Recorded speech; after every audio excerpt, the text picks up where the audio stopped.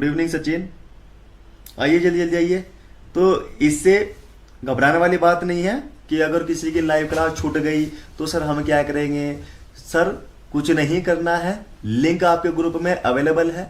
उन्हीं लिंक पर आप दोबारा जाकर क्लिक करोगे तो आपके सामने जो शुरू से लेके आखिरी तक की वीडियो है वो सब रिकॉर्डेड फॉर्म में मिल जाएगी। और जस्ट यही जो वीडियो है वो सभी के सभी आपको ऐप के जरिए भी मिलने वाली है, क्योंकि जो ये जनरल एग्रीकल्चर है ना, 5 से 10 दिन का पाठ, मैं इसको यही यूट्यूब पे ही पढ़ाने वाला हूँ और ये केवल हमारे पेड बच्चे ही देखेंगे। हाँ, बाकी आप इधर उधर लिंक शेयर करते हो तो वह बात अलग है। फिर ये यहाँ से जो वीडियो है ये ऐप में यहाँ से अपलोड हो जाएगी, फिर ऐप में ही लाइव करेंगे, ठीक है ना। गुड इवनिंग आर के। चलो बस 1 मिनट हो रहा है, शायद आज हमने ही बहुत जल्दी कर दी, क्योंकि हम सोच रहे थे कि मशीन के शोर से पहले हम क्लास ले लेंगे, लेकिन शायद ऐसा नहीं हुआ।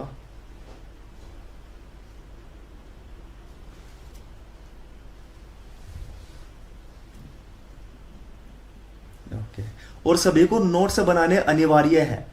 जो बच्चे मुझसे ऑफलाइन पढ़े हुए हैं, अगर उनके नोट्स बने हुए हैं तो वे अपने कृपया करके नोट्स लेके बैठेंगे और वहीं से ही रिवीजन देते हुए चलेंगे, दोबारा से अपने कंसेप्ट को मजबूत करते हुए चलेंगे, ठीक है ना। ओके, चलो चलो स्टार्ट करते हैं। अब है देखो बच्चों, इसमें थोड़ा समझ के चलना, यहां पर क्या लिखा हुआ है, ठीक है। मैं समझाऊंगा, ये हो सकता है यह टर्म आपने पढ़ी भी हो, लेकिन आज आपको इसमें कुछ अलग लगेगा, ठीक है। और वो अलग ही चीज आपको पकड़नी है कि वो कंसेप्ट ही आपको पकड़ के चलना है जिस कंसेप्ट से हम बताने वाले हैं। देखो इसमें जो पहली टर्म लिखी हुई है वो लिखी हुई है इवेपोरेशन, जिसको क्या बोला गया, वाष्पीकरण, ठीक है। वाष्पीकरण सबने पढ़ा है, सभी जानते हैं भाई कि अगर जो पृथ्वी की सतह पर पानी है, जैसे बारिश आ गई, पृथ्वी की सतह पर पानी आ गया, मृदा पर पानी आ गया, या किसी भी नदियों में उपस्थित पानी है, तो क्या होता है कि जैसे अब गर्मी के समय में जो तापमान अधिक होगा उसके कारण जो पृथ्वी है वो हीट करती है, गर्म हो जाती है। तो गर्म होने के बाद में पृथ्वी की सतह से पानी वाष्प बनकर ऊपर उठ जाता है।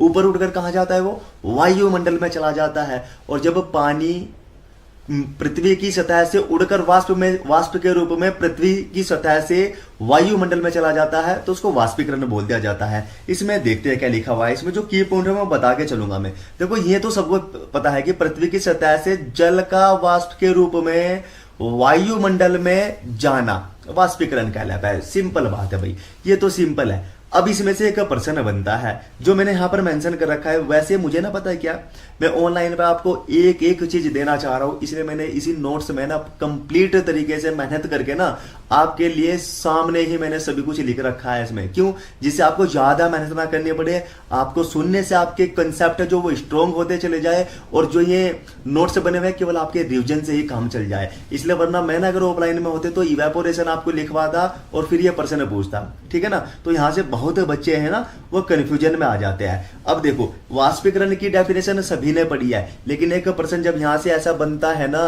कि निम्नलिखित में से वाष्पीकरण एक प्रक्रिया है, भौतिक जैविक, ठीक है ना। ऐसे बनता है कि भौतिक है, जैविक है, या जैविक और भौतिक दोनों है, या इनमें से कोई नहीं है। फिर बच्चे के दिमाग में कंफ्यूजन आता है कि ये प्रश्न कैसा पूछ लिया, हमें तो वाष्पीकरण से संबंधित एक पता है कि पृथ्वी की सतह से जो पानी वाष्प के रूप में वायुमंडल में गया उसी को क्या बोला गया, वाष्पीकरण बोला गया। तो यहाँ पर देखो मैंने लिख रखा है, ये लिख रखा है यहाँ पर कि वाष्पीकरण कैसी प्रक्रिया है बेटा, वाष्पीकरण एक भौतिक प्रक्रिया है, कैसी, फिजिकल प्रोसेसर है, ठीक है ना, फिजिकल प्रोसेस है। क्यों है ये, अब देखिए फिजिकल क्यों है भाई साहब, ये भौतिक क्यों है, क्योंकि जो पृथ्वी की सतह पर पानी है ना, वो जो वायुमंडल में गया है उड़कर वाष्प के रूप में, वो किसके कारण गया है भाई, किसी जीव के कारण नहीं गया है, वो तापमान के कारण गया है। और अगर तापमान के कारण गया है तो भौतिक प्रक्रिया में आएगा। अगर वो किसी केमिकल के बारे में जाता तो वो रासायनिक रूप में आ जाता, लेकिन आपको पता है कि तापमान अधिक होगा उतना ही पानी पृथ्वी की सतह से ऊपर चला जाएगा उड़कर वाष्प के रूप में। तो जब तापमान के कारण ये हुआ है तो वाष्पीकरण कैसी प्रक्रिया हो गई बच्चों, वाष्पीकरण एक भौतिक प्रक्रिया हो गई, ठीक है। आया है समझ में, यह वाला की पॉइंट आप याद रखोगे।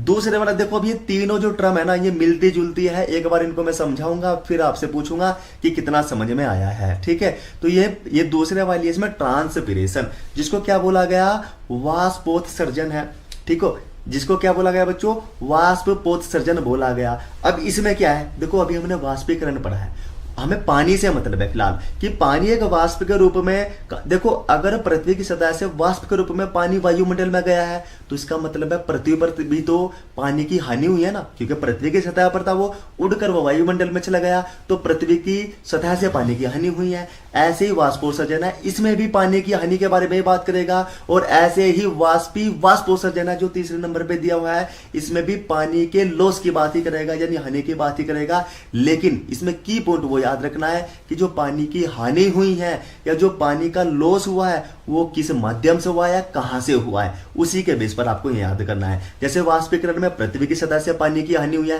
तो जरूर वायुमंडल में पानी गया है, तो वाष्पीकरण बोल दिया। अब ट्रांसपिरेशन या वाष्पोत्सर्जन सभी ने पढ़ा है, देखते इसमें क्या लिखा हुआ है, कि इसमें लिखा हुआ है कि पौधों के जो वायवीय भाग होते हैं उनसे होने वाली जल की हानि को क्या बोला गया, वाष्पोत्सर्जन बोला गया, ठीक है। अब मैं इसको समझा देता हूं। जैसे अभी तो पृथ्वी की सतह से पानी वाष्प बनकर उड़ गया तो पृथ्वी की सतह से पानी की हानि हो गई, उसको बोला गया वाष्पीकरण है।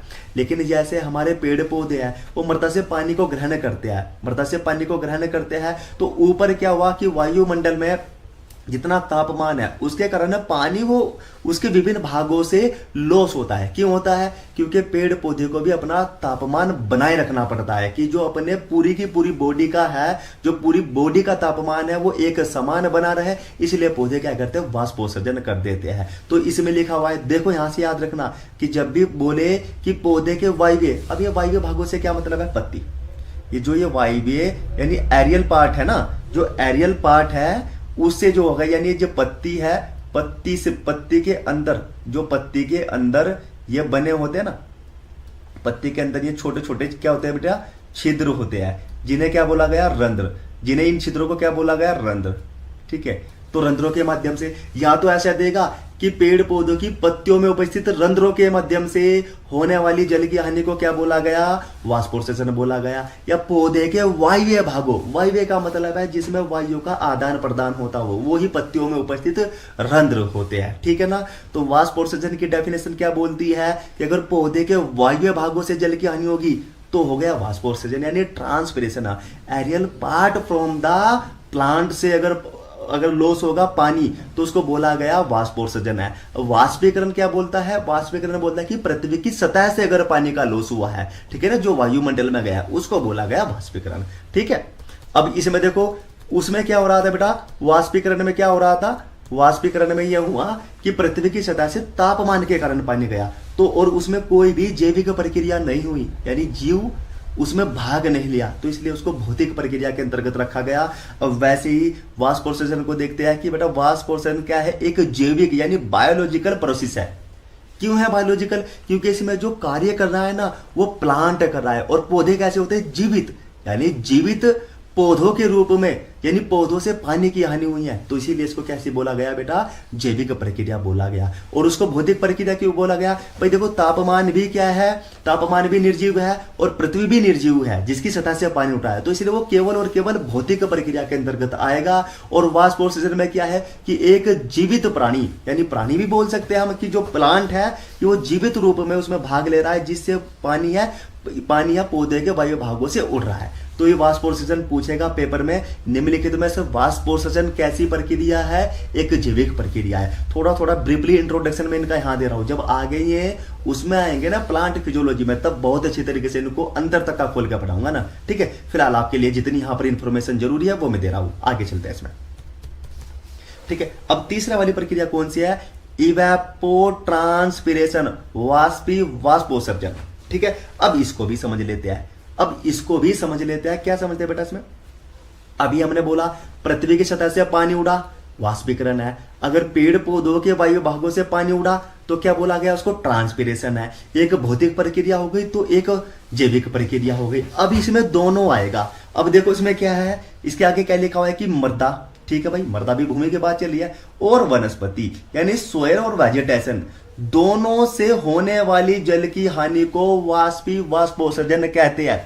इसका मतलब समझिए आप, जैसे ये मृदा है भाई, ये यहां पर ये मृदा की लेयर है और यहां पर एक पेड़ है, ठीक है, ये पेड़ है, तो इनकी पत्तियों से भी पानी हुआ और साथ में इसकी जो जड़ के आसपास यहां जहां पर धूप आ रही थी, प्रकाश आ रहा था, दोनों से साथ साथ में पानी की हानि हुई, यानी मृदा से भी पानी की हानि हुई और वहीं पर ही पेड़ पौधों की पत्तियों से भी पानी की हानि हुई। तो उसी को क्या बोला गया, वाष्पोत्सर्जन है, ठीक है ना। यानी वाष्पीकरण, देखो ये दोनों ट्रम को एक साथ कर दिया और डैश दे दिया बस, लेकिन है अलग अलग। कि अगर केवल वाष्पीकरण पूछता तो मृदा से पानी की हानि हो लिया है, और अगर वाष्पोत्सर्जन पूछता तो केवल पौधों के भागों से पानी हानि होने वाली है। और अगर इवेपोट्रांसपिरेशन आ गया तो मृदा प्लस वनस्पति यानी सोयल प्लस वेजिटेशन दोनों से जब जल की हानि होगी यानी पानी का लॉस होगा तो उसको क्या बोला जाएगा, इवेपोट्रांसपिरेशन यानी वाष्पोत्सर्जन बोला जाता है। अब देखो, जैसे वाष्पीकरण है केवल मृदा से पानी की हानि हुई तो इसलिए हमने भौतिक प्रक्रिया उसको बोल दिया, और जैसे वाष्पोत्सर्जन है उसमें जैविक रूप से पेड़ पौधे भाग ले रहे हैं इसलिए उसको जैविक प्रक्रिया बोल दिया। अब इसको क्या बोला जाएगा, क्योंकि इसमें एक तो जैविक प्रक्रिया भी हो रही है और एक भौतिक प्रक्रिया भी हो रही है। क्योंकि जैविक कौन सी है, जो पेड़ पौधे हैं वनस्पति से पानी उठ रहा है, और भौतिक कौन सी है, जो मृदा से पानी उठ रहा है। तो यहाँ पर देखिए नीचे क्या लिखा हुआ है कि वाष्पोत्सर्जन एक ऐसे जैव भौतिक प्रक्रिया बायोफिजिकल प्रोसेस है, ठीक है। तो ये आपकी समझ में आया हो तो बता दो हमें क्या, अगर समझ में आया हो तो यस लिखिए, फिर आगे बढ़ते हैं।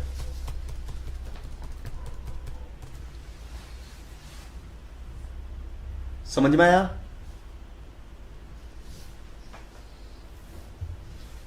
समझ में आया बेटा? ओके पप्पू, ठीक है, yes sir, okay okay. Anjali एक बार और देखना बेटा, इसमें क्या लिखा हुआ है, पहले वाष्पीकरण है। सिंपल डेफिनेशन वाष्पीकरण क्या बोलती है, देखो विजुलाइज जरूर करना, जब भी आप पढ़ाई करो ना तो विजुलाइज जरूर करके चलना, यानी एक अपने दिमाग में छवि बना लेना कि जैसे आप जाते हो, हमारे जो जैसे आप रोड पे जा रहे हो, ठीक है ना, सड़क पे जा रहे हो तो किनारे पर कोई पानी आज पड़ा है, आपने देखा होगा कि शाम तक वो गायब हो गया। इसका मतलब क्या हुआ कि वो वायुमंडल में उड़कर चला गया। किस कारण चला गया, कि अगर भाई बारिश हो रही है, धूप ना निकली तो पानी वहीं पर ही रहेगा, आधा तो मृदा सोख लेगी लेकिन आधा मृदा के ऊपर पड़ा रहेगा, और जैसे ही धूप निकलती है तापमान बढ़ेगा, पानी वाष्प बनकर ऊपर उठ जाएगा। तो अगर वाष्प बनकर ऊपर गया वाष्पीकरण है। और वाष्पीकरण कैसी प्रक्रिया है, एक भौतिक प्रक्रिया है केवल, क्योंकि उसमें दोनों भाग ही निर्जीव है भाई, तापमान के कारण पानी उड़ा प्लस मृदा की सतह से पानी उड़ा, तो वे कौन से दोनों ही निर्जीव कारक है, तो इसलिए उसको भौतिक प्रक्रिया बोला गया। वाष्पोत्सर्जन क्या बोलता है, वाष्पोत्सर्जन करते हैं पेड़ पौधे, यानी पेड़ पौधों के वायु भागों से जब जल की हानि होगी ना तो उसको बोला जाएगा वाष्पोत्सर्जन। और जो पेड़ पौधे हैं वो एक जैविक, जो एक जीवित प्राणी है तो इसलिए उनको क्या बोला गया है, जैविक प्रक्रिया बोला गया। कि वाष्पोत्सर्जन कैसी प्रक्रिया है भाई, एक जैविक प्रक्रिया है। और इवेपोट्रांसपिरेशन इन दोनों को मिलाकर बनता है कि अगर मृदा प्लस वनस्पति यानी मृदा प्लस पेड़ पौधे अगर दोनों से पानी की हानि हो रही है तो उसको इवेपोट्रांसपिरेशन बोला गया। और जब पेपर में आएगा निम्नलिखित में से वाष्पोत्सर्जन एक प्रक्रिया है तो ऑप्शन में ऐसे आएंगे, भौतिक, जैविक, सी पे दोनों और डी पे कोई नहीं। तो क्या जाएगा अब इसका, क्या जाएगा इसमें, इसका क्या चला जाएगा, इसका आंसर देना बेटा, इसका आंसर क्या जाएगा, ए पे है। मैं पूछ रहा हूं प्रश्न कि वाष्पोत्सर्जन इवेपोट्रांसपिरेशन एक कैसी प्रक्रिया है, ए पे है भौतिक, बी पे जैविक, सी पे दोनों और डी पे कोई नहीं। पप्पू बोथ यानी आपका दोनों वाला आंसर आ रहा है, ठीक है। तो आप कौन सा आंसर चॉइस करोगे, वो बाकी बच्चे क्या पप्पू के साथ में जाना चाहोगे या अपना कोई और सा आंसर सेलेक्ट करोगे, ठीक है।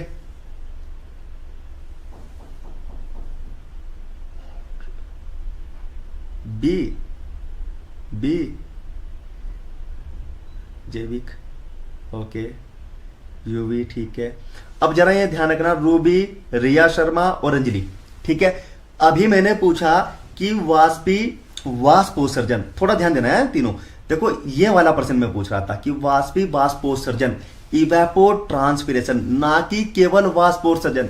मैंने पूछा इवेपोट्रांसपिरेशन यानी वाष्पोत्सर्जन कैसी प्रक्रिया है, तो इसी के नीचे तो लिखा हुआ है बेटा, मैंने देखो वाष्पोत्सर्जन कैसे जैव भौतिक प्रक्रिया है, यानी एक जैविक भी प्रक्रिया है और एक भौतिक भी प्रक्रिया है। तो यहां पर देखो मैंने ऑप्शन में क्या दे रखा था, ए पे क्या दिया मैंने भौतिक, बी पे जैविक और सी पे क्या दिया दोनों।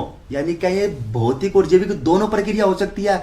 बिल्कुल हो सकती है सर, आप सही बोले हो कि जैविक ही, जैव और भौतिक दोनों लिखा है और ऑप्शन में भी दोनों दिया है, तो ये जैव और भौतिक दोनों हो सकती है। अगर मैं इसमें से बोलूं कि वाष्पीकरण कैसी प्रक्रिया है तो केवल भौतिक आएगा। मैं पूछूं इसमें से वाष्पोत्सर्जन एक कैसी प्रक्रिया है तो जैविक आएगा। मैं पूछूं वाष्पोत्सर्जन इवेपोट्रांसपिरेशन कैसी प्रक्रिया है तो वो कैसी आएगी, जैव और भौतिक। अगर दोनों वाला ऑप्शन है तो दोनों आएगा सर। ठीक है, अब आया आप तीनों की समझ में?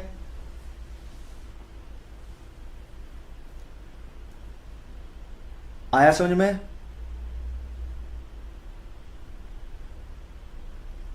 ठीक है, आगे बढ़ते हैं। ओके, एक बार यहां समझना और एक दूसरी बार अपना रिवीजन क्लास के बाद में देना। ये नोट्स आज आपके ग्रुप में आ जाएंगे। हाँ, अब यहां से देखो, ये वाली टर्म बहुत ध्यान से समझनी है। ये इतनी, पहले तो इसकी फुल फॉर्म देखो। मैंने जब पढ़ाया ना ऑफलाइन, तो जो बीएससी वाले बच्चे हैं ना, उसमें जो पेपर आता था, ठीक है, उसमें 20% ऐसे आते थे जो एमसीक्यू बेस्ड थे। ठीक है, और वे एमसीक्यू बेस, हमें तो ये नहीं पता कि जो मैं जनरल एग्रीकल्चर पढ़ाता था उसमें से 15 से 18% सेम टू सेम मिल जाते थे जो आपके कॉलेजों में एग्जाम होते हैं। अब उसमें क्या होता था, फिर जो बाकी बच्चे पढ़े हुए हैं वे बोलते थे सर हमें कहाँ से यहाँ रखे हैं पर्सन जो हमारे पेपर में आ गए, लेकिन जो हमसे स्टूडेंट पढ़े हुए थे वे उनको पूरे के पूरे करके आते थे, क्योंकि मैं पेपर भी देखता था ना। अब यहां से इसको पेट को जरूर याद रखना। इसकी पेट की फुल फॉर्म ही पहले याद रखनी है आपको। पेट की फुल फॉर्म देखो इसके सामने लिखी हुई है, पोटेंशियल इवेपोट्रांसपिरेशन। पहले तो इसकी फुल फॉर्म से ही पर्सन बन जाएगा आपके पेपर में। देखो जिस तरीके से मैं पर्सन आपके सामने बनाकर रख रहा हूं ना, अगर आप इतना पकड़ लो कि पर्सन किस तरीके से एग्जाम में बनते हैं, क्योंकि इसको मेरे भाई कोई नहीं बताएगा इसको, ठीक है ना, कोई भी नहीं बता के चलता है। लेकिन मेरा जो काम है, मैं सोच रहा हूं कि आपको कम से कम समय में एग्रीकल्चर में वो उपाधि दिला दूं ना, या वो नॉलेज दे दूं कि जो कहीं नहीं मिलेगी। ठीक है, तो पहला पर्सन जो पेट से बनेगा, इसकी फुल फॉर्म है, पेट को क्या बोला गया, पोटेंशियल इवेपोट्रांसपिरेशन है। अब देखो हमने पीछे पानी का लॉस पढ़ा हुआ है, अब यहां पर भी पानी का लॉस होगा। अब देखो एक एक की पॉइंट पकड़ना पड़ता है। अब जैसे मैंने वाष्पीकरण पूछा, सर मैंने वाष्पीकरण पढ़ लिया अच्छे से। सर आपने वाष्पोत्सर्जन बताया, सर वो भी पढ़ लिया। तो आपकी जिम्मेदारी क्या बनती है, सर जो वाष्पीकरण है मैं पढ़ के आया हूं, फिर मैंने वाष्पोत्सर्जन पढ़ा, तो मैं जब वाष्पोत्सर्जन पढ़ूंगा ना, तो उसमें ये देखना कि ये कैसे अलग है वाष्पीकरण से, तभी आपके दिमाग में एक इमेज बन पाएगी, तभी आपके दिमाग में अलग से इसका एक इमेज बनकर अलग से पर्सन दिमाग में उठ जाएंगे। फिर आपने वाष्पीकरण पढ़ा, वाष्पोत्सर्जन पढ़ा, और हमने वाष्पोत्सर्जन पढ़ लिया, यानी इवेपोट्रांसपिरेशन पढ़ लिया। तो इवेपोट्रांसपिरेशन इन दोनों से क्या अलग बोलता है, इस तरीके से आपको तुलनात्मक अध्ययन करना पड़ेगा, तब जाकर आप अच्छी तरीके से इसमें मास्टर्स बन सकते हो। ठीक है, अब देखो इसमें क्या बोला गया कि वनस्पति यानी वेजिटेशन, वनस्पति द्वारा ढकी मृदा से होने वाली जल की हानि को क्या बोला गया, पेट बोला गया। जब आप इसको किसी भी बुक में देखोगे ना, तो ऐसा कहीं नहीं लिखा मिलेगा। उसमें बिल्कुल ऐसी बकवासी अपनी किताबी भाषा लिखी होती है जो पेपर में भी नहीं आती। और जो मैंने बोल रखा है ना, जो मैं की पॉइंट यहां पर दे रहा हूं, आप कोई से एग्जाम में बैठ जाना, आप स्टेट से लेकर सेंट्रल लेवल एग्जाम के कोई से एग्रीकल्चर के एग्जाम में बैठ जाना, डेफिनेशन वही आएगी जो मैं बता रहा हूं। ठीक है ना, पेट को क्या बोला गया, पोटेंशियल इवेपोट्रांसपिरेशन बोला गया। अब ये क्या बोला गया, इसकी डेफिनेशन को पढ़ लीजिए, दिमाग में बसा लीजिए कि मुझे की पॉइंट क्या पकड़ना है। की पॉइंट ही आपके सामने शुरू में लिखा हुआ है कि कोई, जैसे ये मृदा है भाई, अपने कॉलेज और अपने ग्राउंड्स जैसे जो फील्ड्स होते हैं, खेलने के मैदान होते हैं, आपको पता है कि मैं घास, यानी जैसे दो घास ऐसे ढके होते हैं भाई, ऐसे ढके होते हैं। तो जब ये घास फूस से ढकी हुई है तो पानी की लॉस तो इससे भी होगा भाई, क्योंकि अगर इसमें पानी भरा हुआ है यानी बारिश हो गई है तो कुछ समय के बाद तो यहां से बुड़ जाता है। तो जब मृदा, जो वनस्पति है ना, यानी अगर पेड़ पौधे यानी वनस्पति से मृदा ढकी हुई है और ढकने के बाद ही उससे पानी की हानि हो रही है, तो उसको पेट बोला गया। ये याद रखना है आपको। ठीक है, क्या याद रखना है बच्चों आपको, पैट में एक चीज याद रखनी है कि अगर देखो आपको की पॉइंट ही पकड़ते हुए चलने हैं। की पॉइंट हो गया कि मृदा वनस्पति से ढकी है, फिर भी पानी की हानि हो रही है। आपको किताबी भाषा बिल्कुल नहीं पढ़नी, क्योंकि किताबी भाषा अगर पढ़ोगे तो केवल बीएससी में लिखने तक सीमित रहोगे। वहां पर आप किताबी भाषा पढ़ के वहां पे लिख सकते हो, लेकिन एग्जाम में नहीं। इतना बड़ा सिलेबस होता है और फिर अपने आप को भी कंट्रोल करना पड़ता है, प्रेशर को हैंडल करना पड़ता है, तो आपको की पॉइंट याद आएंगे वहां पर। तो की पॉइंट आप अपनी भाषा में किस तरह से भी पढ़ना, वो की पॉइंट याद रखना कि ये की पॉइंट चाहे एग्जामिनर कितना भी घुमा ले, ये वाला की पॉइंट आपका एग्जाम में देगा। इसमें क्या है, देखो जैसे वाष्पीकरण में, उसमें तो डायरेक्ट बोलेगा कि पृथ्वी की सतह से पानी उड़ा, तो क्या हो गया, वाष्पीकरण है। पेड़ पौधे के वायु भागों से पानी उड़ा, पेड़ पौधों के वायु भागों से, ये की पॉइंट हो गया, पेड़ पौधों के, तो वाष्पोत्सर्जन हो गया। मर्दार प्लस वनस्पति, मर्दार प्लस वनस्पति दोनों से अगर पानी की हानि हो रही है मिलाकर एक साथ में, तो उसको इवेपोट्रांसपिरेशन हो गया। अब एक मर्दा है वो दूब घास से ढकी हुई है, फिर भी उससे पानी की हानि हो रही है, तो बोल दीजिए उसको पैट बोलना चाह रहा है आपको, ठीक है ना। वो क्या बोला गया, सुमित्रा का टेस्ट जनरल एग्रीकल्चर खत्म होने के बाद में आएगा। हाँ आरके सिंह, ये भी सही है, ये आगे बताऊंगा मैं इसमें कि एक नेसेसरी इल है यानी बीमारी है वाष्पोत्सर्जन, ठीक है ना। अब आ गया पैट समझ में कि कोई मर्दा है, जैसे ये मर्दा है भाई, और ये दूब घास से ढकी हुई थी और पानी की हानि हुई यहां से, तो इसको क्या बोला गया, पैट बोला गया, ठीक है ना। वनस्पति द्वारा ढकी हुई मर्दा है और पानी की हानि हो रही है, पैट बोला गया। आपको पता है क्या, किसी के सामने इंटरव्यू में नहीं बैठना, तो बस आपको इसी अपनी भाषा में याद करना है कि एग्रीकल्चर को अपने ही रूप में ढालना है, ना कि अपने आप को उसके रूप में ढालना है। ऐसा नहीं काम चलेगा, इसको अपने रूप में ढालोगे तो काम चल जाएगा। कि वनस्पति यार, कोई देखो ऐसे याद होता है, वनस्पति से ढकी हुई यार एक मर्दा है, उससे पानी उड़ रहा है यार, पैट हो रहा है, ठीक है। तो इस तरीके से आपको याद करना है। अब आगे चलते हैं, कुछ फ्रीजिंग इंजरी है। देखो मैं पहले डेफिनेशन इसलिए लाता हूं ना कि पूरी एग्रीकल्चर का निचोड़ में जनरल एग्रीकल्चर में दे देता हूं। अब यहां पर क्या लिखा हुआ है, देखो अब यहां पर लिखा हुआ है, अगली जो टर्म लिखी हुई है फ्रीजिंग, फ्रस्ट इंजरी, ठीक है।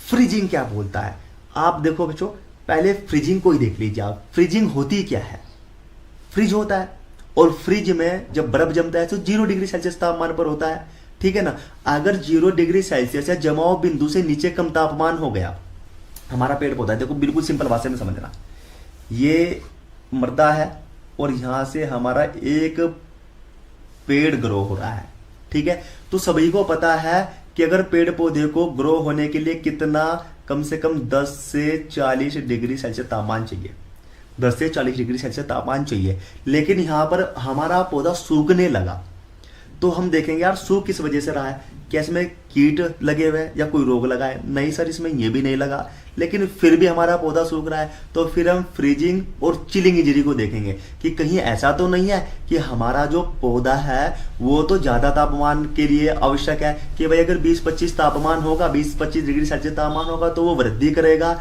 और अगर नहीं होगा तो वो मर जाएगा यानी मुरझा जाएगा। तो उसी के हिसाब से है। देखो माना कि ये जो पेड़ है ये वृद्धि कर रहा है, अच्छा, और ये जो 0 डिग्री सेल्सियस तापमान हुआ, 0 डिग्री सेल्सियस तापमान यदि जमाव बिंदु से नीचे अगर तापमान आ गया, जिसके कारण पौधा क्या हो गया भाई, पौधों को हानि हो गई या पौधा मर गया, तो उसी को फ्रीजिंग इंजरी बोला गया। देखिए क्या लिखा हुआ है यहाँ पर कि 0 डिग्री सेल्सियस या जमाव बिंदु, भाई 0 डिग्री सेल्सियस है तो उसे जमाव बिंदु से नीचे ले जाइए, जहां पर यानी बर्फ का जमने का भी जो तापमान है उससे नीचे कम तापमान पर, ये लिखा हुआ है कम तापमान पर, तापमान के कारण पौधों को होने वाली हानि, कौन सी हानि कहलाती है भाई, फ्रीजिंग इंजरी। यानी फ्रीजिंग इंजरी का मतलब ये हानि होती है, यानी चोट। देखो इंजरी का मतलब क्या होता है, चोट लगना, लेकिन हम पेड़ पौधों में ऐसी चोट का प्रयोग तो नहीं कर सकते, तो फ्रीजिंग इंजरी, जैसे इंजरी ये लिखा हुआ है ना, इस तरीके से आपके पेपर में आ जाएगा। तो की पॉइंट क्या बनेगा, अगर 0 डिग्री सेल्सियस तापमान है या जमाव बिंदु से नीचे कम तापमान हो गया और पेड़ पौधों को जो हानि होगी, चाहे वो सूख जाए या अपनी वृद्धि कम कर ले, तो उसको फ्रीजिंग इंजरी बोला गया, ठीक है। अब यहां पर आपको जमाव बिंदु से नीचे जरूरी है, ये वाला जो की पॉइंट लगा हुआ है ना इसमें, ये जो जमाव बिंदु है, जमाव बिंदु से नीचे, ये जमाव बिंदु से नीचे वाला याद करना है, और 0 डिग्री सेल्सियस तापमान पर, ठीक है।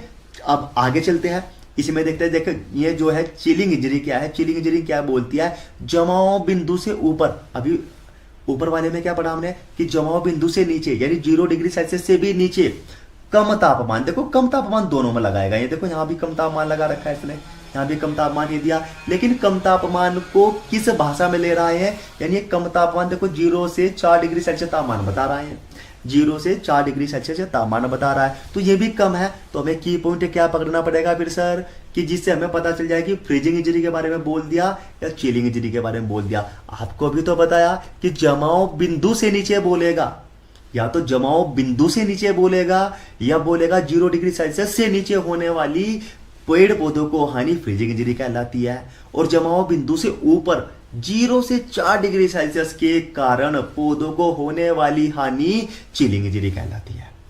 क्या ये दोनों बात आपकी समझ में आई? अगर ये दोनों बात आपकी समझ में आई तो बता दीजिए। क्या ये दोनों समझ में आए? दोनों समझ में आए तो यस कीजिए, दोनों समझ में आए हो तो यस कीजिए। पप्पू ठीक है, बाकी नए बच्चे आओ बेटा, नए बच्चे बोलो, क्योंकि पप्पू तो ये धुरेंद्र हो रहा है, ये तो उससे पढ़ा हुआ है ऑफलाइन से हैं।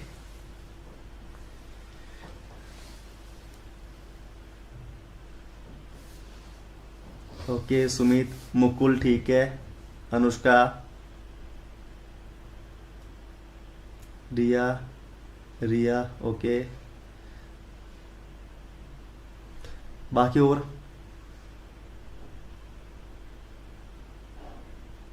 Okay okay. देखो बेटा ऐसा मत करना, कभी आप ऐसा कर दो कि यार इसमें चैट में सभी के यस आ रहे हैं और शायद और किसी की समझ में नहीं आया और वो श्रम के मारे यस ना लिख पाया और फिर ना नो लिख पाया कि चलो बाद में देख लूंगा। ऐसा मत करना। जिसके समझ में नहीं आया तो वो बोल देना, मैं दोबारा समझाऊंगा। ओके अंजलि, थोड़ा थोड़ा समझ आया सर, नहीं अभी पूरा आ जाएगा। अभी देखिए, अब दोबारा से बताता हूं इसको। भाई देखो, अब क्लैरिटी आपके दिमाग में आएगी, क्योंकि एक बार पढ़ने से नहीं आती, जब दोबारा रिवीजन आएगा तो अच्छी तरीके से आएगी। अब देखिए, हमारे पास में दो कंडीशन है, एक तो ये वाली है, एक तो 0 डिग्री सेल्सियस से नीचे एक कंडीशन है, और एक दूसरी क्या है भाई, 0 डिग्री सेल्सियस, 0 से 4 डिग्री सेल्सियस तापमान, ये दो है। अब यहां से एक चीज होती है, इन दोनों तापमान पर पौधों को कुछ इंजरी आ जाती है, पौधों को हानि होने लगती है। अगर वहां पर लगा के दिया, देखो सभी को पता है 0 डिग्री सेल्सियस तापमान जब जल का हो जाएगा तो बर्फ में परिवर्तित हो जाएगा, यानी बर्फ जमना स्टार्ट हो जाएगा। तो जब कभी यह बोले कि 0 डिग्री सेल्सियस से नीचे या जमाव बिंदु से नीचे पौधों को होने वाली हानि, अगर यार 0 डिग्री सेल्सियस तापमान से नीचे पहुंच गया तापमान और उसके कारण पौधों को कोई भी हानि हो गई, हानि कैसी हो गई, या तो पेड़ पौधे सूख गया या पेड़ पौधे किसी भी कारण मुरझा गया, तो उसको क्या बोला गया, फ्रीजिंग इंजरी बोला गया। और 0 से 4 डिग्री सेल्सियस, देखो जमाव बिंदु से ऊपर हो गया, जमाव बिंदु कहां तक होता है, या तो 0 डिग्री सेल्सियस बोलिए आप, या 0 डिग्री से नीचे बोलिए, और ये अपने आप ही बोल के चल रहा है। देखो यहां पर क्या बोला गया, 0 से 4 डिग्री सेल्सियस के कारण, यानी जमाव बिंदु के ऊपर, जमाव बिंदु के ऊपर 0 से 4 डिग्री सेल्सियस इसमें मेंशन करके देगा के कारण पौधों को होने वाली हानि चिलिंग इंजरी कहलाती है। ठीक है, ये वाला होता है। अगर 0 से कम तापमान पर होने वाली हानि क्या कहलाएगी बेटा, फ्रीजिंग इंजरी, और 0 डिग्री सेल्सियस से ऊपर होने वाली पौधों को हानि क्या कहलाएगी, ये कहलाती है चिलिंग इंजरी। ठीक है, अब बता दीजिए। ओके, अब बढ़ते आगे, क्योंकि आज ये पूरी स्लाइड्स करनी है ना। ओके, अब देखो यहां से एक टर्म है, ये याद रखना, पाले से बचाव के उपाय। आप बोलोगे सर पाला तो मैंने पढ़ाया, पाले में पीछे पढ़ा गया हूं, वो जो कंडीशन सभी दे रखी थी ना पीछे, जैसे वर्षा की बूंदों का आकार कैसे होता है, फुहारा के रूप में कैसा आएगा, वो पीछे है। पाला पढ़ने की जरूरत नहीं है, लेकिन पाले से बचाव के उपाय पढ़ने जरूरी है। अब एक प्रश्न इसमें ऐसा बनता है, मोस्टली इसमें जब प्रश्न आता है ना तो सभी वाला आंसर इसका सही जाता है, लेकिन अब आंख बंद कर कर विश्वास मत कर लेना कि बस मुझे सभी लगा के आना है। थोड़ा पढ़ लेना कि एग्जामिनर ने कैसे ऑप्शन दिए हैं। देखो पहले क्या है, ऐसा पूछेगा, निम्नलिखित में से पाले से बचाव हेतु कौन से उपाय लाभदायक है। देखो जैसे मैंने दे रखा, माना कि ए पर दे दिया कि सिंचाई करनी चाहिए, बी पर दे दिया सल्फ्यूरिक अम्ल का प्रयोग करना चाहिए, और सी पर दे दिया धुआं करना चाहिए, और डी पर दे देगा सभी। तो अब आप सभी लगा सकते हो, ठीक है ना, अब आप सभी लगा सकते हो, वरना आपको ये तीनों की पॉइंट याद करने पड़ेंगे अच्छी तरीके से कि ये पाले से बचने के उपाय है। देखो अगर पाला हो रहा है तो फसलों की बार बार सिंचाई करनी चाहिए, एक की पॉइंट अपने दिमाग में रखना कि अगर पाला आएगा तो सिंचाई कर देनी चाहिए। फिर अब यहां से देखो अंदर के प्रश्न मैं बताता हूं कैसे पूछेगा, निम्नलिखित में से पाले से बचाव हेतु कौन से अम्ल का प्रयोग किया जाता है, सल्फ्यूरिक अम्ल, हाइड्रोसाइनिक अम्ल, नाइट्रिक अम्ल या सभी। तो बच्चे वहां सभी पर टिक करके गलती मत कर देना। अम्ल कौन सा लिखा हुआ है? सल्फ्यूरिक अम्ल लिखा हुआ है। केवल सल्फ्यूरिक अम्ल का प्रयोग ही आप पाले के बचाव हेतु कर सकते हो। फिर दूसरा प्रश्न यहां से क्या बनेगा? निम्नलिखित में से पाले से बचाव हेतु सल्फ्यूरिक अम्ल की कितनी मात्रा का प्रयोग करते हैं? 0.1%, 0.5%, 1% या 2%? तो क्या जाएगा इसमें? 0.1% है। ठीक है, ये एक ऐसा प्रश्न बन जाता है। और फिर यहां से देखो प्रश्न कैसा बनेगा कि निम्नलिखित में से पाले से बचाव हेतु धुआं किस दिशा की ओर करना चाहिए? तो देखो दिशा भी लिख रखी है हमने। दिशा क्या? उत्तर पश्चिमी दिशा की ओर धुआं करना चाहिए, यानी उत्तर से पश्चिम की दिशा की ओर हमें धुआं कर देना चाहिए। अब बोलोगे सर ये धुएं का क्या सीन है इसमें?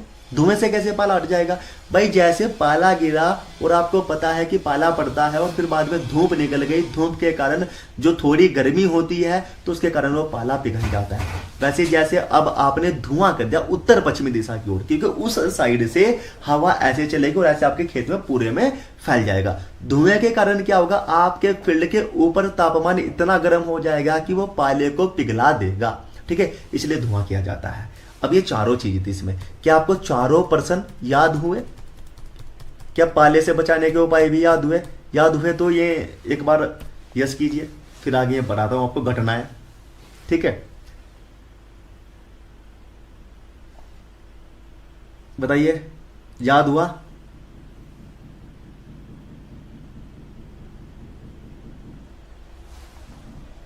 याद हुआ? ओके,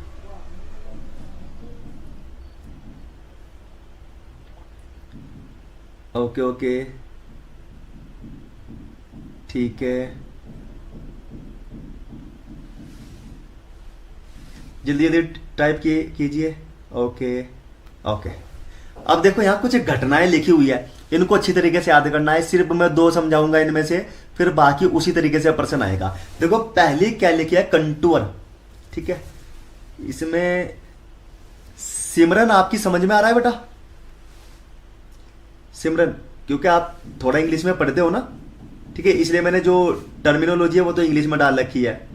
अगर कोई सा आप में इन शब्दों में से कोई सा आपकी हिंदी में समझ में ना आए ना, तो वो इंग्लिश में मैं बता दूंगा। ठीक है, ओके बेटा, आ गया आपका मैसेज। जोन सा भी आपको शब्द इसमें से या टर्म आपकी समझ में ना आए वो लिख देना कि सर ये वाला हिंदी में बता दी, इंग्लिश में बता दीजिए, मैं इंग्लिश में बता दूंगा। ओके ओके, आगे चलते हैं। अब देखो यहां से अब मैं बताना चाहूंगा कि यहां से प्रश्न कैसे बनेंगे। देखो इससे अगली स्लाइड भी नहीं है, एक स्लाइड है। अब इसमें से मैंने वो घटनाएं मेन उठा रखे हैं ना, जो पेपर में बार बार आती है। देखो पहली क्या लिखी है? कंटूर। कभी भी यहां से याद मत करना कि कंटूर तो ठीक है, पहले इसकी परिभाषा की ओर चलते हैं। ये क्या बोलता है कि समान ऊंचाई के बिंदुओं को मिलाने वाली रेखा। माना कि ये एक पिलर है, ये 1 फीट का है, ये 1 फीट का है, ये दूसरा पिलर है भाई, ये भी 1 फीट का हुआ। तो इसका मतलब पता है क्या हुआ कि जो यहां पर एक रेखा कि यहां पर इक्वल हो जाएगा ये। ठीक है, चाहे यहां से ये उबड़ खाबड़ हो, इस साइड हो, इस साइड हो, इससे कोई फर्क नहीं पड़ता। ये यहां पर जहां पर ये इसने बराबर मात्रा में इनको मिला दिया, यानी समान ऊंचाई के बिंदुओं को मिलाने वाली रेखा क्या कहलाती है? कंटूर। ठीक है, इसी प्रकार से आएगा देखो सभी में। बाकी ये इसी प्रकार से आपको याद करना है पूरा का पूरा। ठीक है, अब देखो ऐसे जैसे आइसोआइट है भाई, समान वर्षा की मात्रा के बिंदुओं को मिलाने वाली रेखा। यानी आज अगर 500 मिलीमीटर वर्षा हुई है और फिर 500 मिलीमीटर वर्षा थोड़ी देर के बाद हुई है, तो दोनों वर्षा की मात्रा समान को ही मिलाएंगे। देखो सभी में आप देखना समान, इक्वल, जितने भी इक्वल चीज होगी उनको मिलाने वाली जो भी रेखा होगी वो सामने लिखी हुई है। ठीक है, समझ जाओगे बच्चों? अगर समझ जाओगे तो बताओ, फिर मैं आगे चलता हूं, क्योंकि वरना फिर और स्लाइड्स में रह जाएगी। ये तो केवल आपके पढ़ने का पार्ट है। ठीक है, यहां समझाने वाला इतना कोई इसमें नहीं है।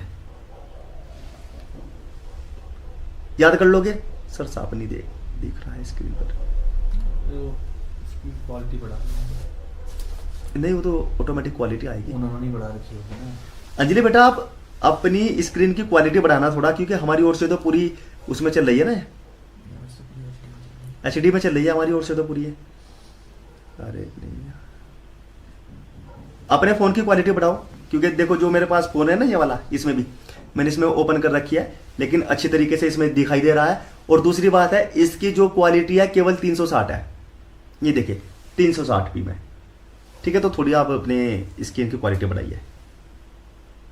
ओके, आप इसको तो पढ़ लोगे, अब आगे चलते हैं। देखो अब आ गया मानसून। मानसून को अच्छी तरीके से पढ़ते हैं। ओके, मानसून को अच्छी तरीके से पढ़ते हैं। पहले देखो मैं मानसून अभी पीछे भी पढ़ा के आया हूं, फिर आप बोलोगे सर आप बार बार क्यों पढ़ा रहे हो, वो मानसून अलग था, वहां पर डेफिनेशन खत्म हो गई थी। अब मानसून जो आपके यहाँ मई जून जुलाई के समथिंग आते हैं ना, जो बारिश की प्रतीक्षा बहुत करते हैं, अब यहां से पढ़ना है। देखो ये तो हम पहले पढ़ गए। मानसून कैसा शब्द है भाई, अरबी शब्द है, ठीक है। अब ये की पॉइंट आपको जो जो यहां पर दे रखे हैं, ये बहुत अच्छी तरीके से आपको पढ़ते हुए चलने हैं, ठीक है। ये बहुत अच्छी तरीके से आपको समझते हुए चलने हैं। पहले तो देखो ये की पॉइंट है, यहां से पूछा जाएगा भारत की औसत वार्षिक वर्षा कितनी है। औसत average rainfall of India, average rainfall of India कितनी है, तो 1194 मिलीमीटर है। यानी एक वर्ष में 1194 मिलीमीटर वार्षिक वर्षा होती है भारत में। यह डाटा एग्जैक्ट आपको याद करना है, ये डाटा एग्जैक्ट आपको याद करना है। जब पूछेगा भारत की औसत वार्षिक वर्षा एवरेज रेनफॉल ऑफ इंडिया कितनी है, तो 1194 मिलीमीटर है। फिर अगर वहीं पर विश्व की बात कर देगा कि विश्व की औसत वार्षिक वर्षा कितनी है, औसत वार्षिक वर्षा यानी एवरेज रेनफॉल ऑफ वर्ल्ड तो कितनी है, 1000 मिलीमीटर है। दोनों डाटा याद करना, कभी आप कंफ्यूजन में आ जाओ। कैसे कंफ्यूजन, कैसा, अगर भारत की औसत वार्षिक वर्षा सर 1194 मिलीमीटर है, अगर पूरे विश्व की वार्षिक वर्षा कितने की, पूरे विश्व में कितनी वर्षा होती है, 1000 मिलीमीटर वर्षा होती है। ये आपको याद करना है, ठीक है। अब यहां से देखना, ये तीसरा जो पॉइंट है, भारत में वर्षा जल का कुल आयतन। भाई वर्षा जल का कुल आयतन कितना है, कि जो अब ये जो 1194 मिलीमीटर जो वार्षिक वर्षा हो रही है, ये कितना आयतन घेर कर चलती है, तो 400 million hectare, 400 million hectare metre, 400 million hectare metre. ये तीनों वाला डाटा आपको याद करना है। भारत की औसत वार्षिक वर्षा 1194 मिलीमीटर, वहीं पर अगर विश्व की वार्षिक औसत वार्षिक वर्षा पूछेगा तो 1000 मिलीमीटर है। अगर भारत में वर्षा जल का कुल आयतन, यहां पर प्रश्न ध्यान से पढ़ना, कभी वो पूछे इस तरीके से कि 1194 400 मिलियन हेक्टेयर MHA और फिर 1000 और फिर 1100, इस तरीके से दे दे, और यहां पर प्रश्न पूछा कि भारत में वर्षा जल का कुल आयतन कितना है, वॉल्यूम कितना है, और आप सोचो कि सर ने तो ये बताया था कि वार्षिक वर्षा पूछ ली और मैंने 1194 पे टिक कर दिया। नहीं, प्रश्न बहुत जल्दी ध्यान से पढ़ना है, जल्दबाजी नहीं करनी। 2 से 3 घंटे आपको पेपर में मिलेंगे, बहुत समय आपको मिलता है। तो क्या बोला जाएगा, अगर भारत में वर्षा जल का कुल आयतन पूछेगा तो कितना है, वर्षा जल का 400 मिलियन हेक्टेयर है, और भारत की औसत वार्षिक वर्षा पूछेगा तो 1194 मिलीमीटर है। वहीं पर विश्व की औसत वार्षिक वर्षा पूछेगा तो 1000 मिलीमीटर है, ठीक है। अब आगे पढ़ते हैं।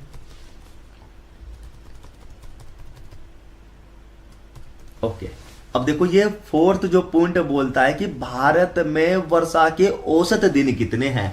अब यहां से प्रश्न बनता है इस तरीके से, भाई 90, 110, 130 या 160, ये डे में आता है, डे और ये इस तरीके से, ठीक है।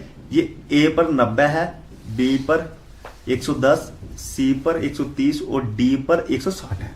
तो यहां से एक प्रश्न इस तरीके से पूछता है भाई, ठीक है। यहां पर एक तरीके से प्रश्न पूछता है कि निम्नलिखित में से भारत में वर्षा के औसत दिन कितने हैं। औसत का मतलब क्या बोलना चाह रहा है, ये देखो भाई, कि ये जो 365 दिन है, इन 365 दिन में से में दिन कितने हैं कि जिनमें वर्षा होनी है। तो 365 दिन में तो औसत वार्षिक वर्षा के कितने दिन है बच्चों, वे दिन है 130 दिन। यानी ये 130 दिन की वार्षिक वर्षा इसमें बता रखी है, कि इसमें है कि 130 दिन के लिए औसत दिन होते हैं भारत में वर्षा के, ठीक है। ये याद करना है डाटा। जब भारत में वर्षा के औसत दिन यानी 130 दिन तक तो पड़नी ही पड़नी वर्षा है, ठीक है। भारत में आप बोलोगे सर हमारे उत्तराखंड में तो बस जून जुलाई में पड़ती है, 10-15 दिन पड़ी, हमने उसको चमासा बोल दिया, फिर हमें नहीं पता। अरे भाई ये पूरे भारत की बात कर रहा है, साउथ से लेकर उत्तर तक, ठीक है ना, और पूर्व से लेकर पश्चिम तक, वहां की बात कर रहा है। तो पूरे भारत में वर्षा के औसत दिन 130 दिन है सर। भारत की औसत वार्षिक वर्षा सर 1194 मिलीमीटर है। विश्व की पूछे तो 1000 है। भारत में वर्षा जल का कुल आयतन सर 400 मिलियन हेक्टेयर है। अब आगे इसमें ये बताना चाहेंगे, अब आगे चलते हैं इसमें। ओके, अब आगे ये पढ़ा दूं मैं आपको कि वर्षा दिन किसको बोलते हैं, वर्षा दिन किसको बोलते हैं, रेनी डे किसको बोलते हैं। रेनी डे यानी वर्षा का दिन किसको बोला जाएगा, या रेनी डे किसको बोला जाएगा, तो ये ध्यान से समझना। देखो हमें पता है भाई, अगर 24 घंटे वर्षा हो रही, यानी एक दिन रात पूरी वर्षा हुई और वो वर्षा की मात्रा 2.5 मिलीमीटर से अधिक हो गई, यानी जो पानी आया वो 2.5 मिलीमीटर से अधिक आया, तो उसको वर्षा का दिन बोला गया। यही इसमें लिखा हुआ है, देखो 24 घंटे के अंदर 2.5 मिलीमीटर से अधिक वर्षा का होना, यानी अगर 24 घंटे के अंदर 2.5 मिलीमीटर से, की पॉइंट याद पकड़ना कि इसमें जो 2.5 मिलीमीटर से अधिक अगर 24 घंटे के अंदर वार्षिक वर्षा हुई, सॉरी वार्षिक नहीं बोला, कि इसमें अधिक वर्षा हुई 24 घंटे के अंदर 2.5 मिलीमीटर से, तो उसको वर्षा का दिन बोला गया। ठीक है, ये याद रखना। अब आगे देखो, ये वर्षा का दिन है, आगे देखना, आगे फसल दिन यानी फसल का दिन, यानी अरे फसल का दिन मेंशन नहीं किया क्या, हाँ देखो चलो यहीं पर मैं लिख देता हूं। ये वर्षा का दिन तो बोला गया कि 24 घंटे में अगर 2.5 मिलीमीटर से अधिक वर्षा हुई तो उसको बोला गया वर्षा दिन। अगर 24 घंटे में 5 मिलीमीटर से अधिक वर्षा हुई तो उसको क्या बोला जाता है, crop rainy day, crop rainy day, फसल वर्षा दिन, फसल वर्षा दिन, ये लिख लेना कहीं को। ठीक है, अगर 24 घंटे के अंदर 2.5 मिलीमीटर से अधिक वर्षा हुई तो वर्षा का दिन है। 24 घंटे के अंदर 5 मिलीमीटर से अधिक वर्षा हो गई तो उसे क्रॉप रेनी डे या फसल वर्षा दिन कहा जाता है। ठीक है, ये याद करना आपको। अब मौसम है, तो मौसम के बारे में आगे पढ़ते हैं। 2 प्रकार के हमारे आपके सामने मौसम आएंगे। ये 2 प्रकार के कौन से मौसम है बच्चों, 2 प्रकार के। एक तो देखो ये वाला सबसे महत्वपूर्ण है, दक्षिणी पश्चिमी मानसून, साउथ वेस्ट मानसून। इसको पढ़ते हुए चलना है, यहां से प्रश्न बहुत बार बार पूछे जाते हैं। पहला प्रश्न आएगा, दक्षिणी पश्चिमी मानसून की अवधि क्या होती है। अवधि का मतलब है कब ये आता है और कब ये वापस भारत से लौटता है, यानी जितने दिन के लिए भारत में रहेगा वो उसकी अवधि बोला जाएगा, वो उसका मानसून पीरियड बोला जाएगा। ठीक है, तो मानसून अवधि कितनी है भाई, ये जून में आएगा और सितंबर में जाएगा। तो दक्षिणी पश्चिमी मानसून की अवधि कितनी है, तो जून से सितंबर तक। ये आपको याद रखना है। ठीक है, ये आपको याद रखना है। फिर बोलेगा, देखो एक पूछा गया इसमें थे, जैसे ये है भाई, एक तो दक्षिणी पश्चिमी मानसून है, दक्षिणी पश्चिमी मानसून, और एक कौन सा है, उत्तरी पूर्वी मानसून, और एक क्या होता है, पश्चिमी विक्षोभ, पश्चिमी विक्षोभ। ठीक है, और डी पे चलो कोई नहीं, ये तो डी वाला ऑप्शन नहीं देते।